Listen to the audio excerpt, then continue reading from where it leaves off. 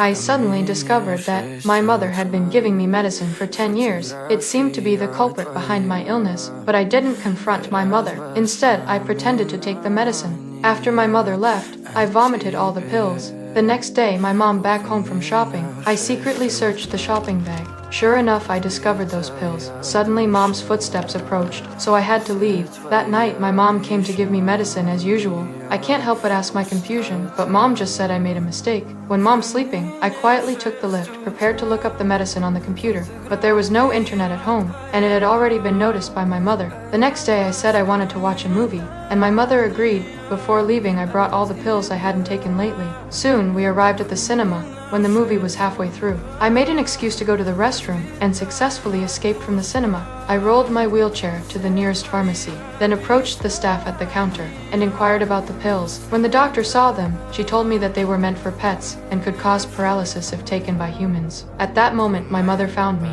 She lied to everyone, saying that I was mentally unstable. Then my mother injected me with a sedative. Soon I became dizzy and collapsed into my mother's arms. When I woke up, I found myself in my room. I tried to leave, but I couldn't turn the doorknob. I shouted, but no one answered. Turned out the door had been barricaded, so I opened the skylight and saw the room next door. Quickly, I came up with a plan. I took out some wires and used a power strip to extend their length. Then I held the water in my mouth and climbed onto the roof with the line. Soon I arrived outside my mother's window, but the window was locked as well. I used a welding pencil to shatter the glass and sprayed the water onto it.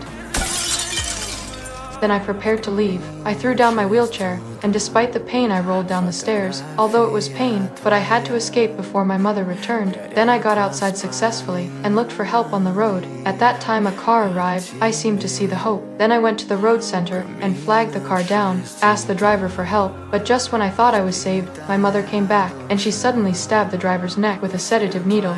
I lost hope again. When I woke up, I was locked in the basement again. So why did my mother keep imprisoning me all this time?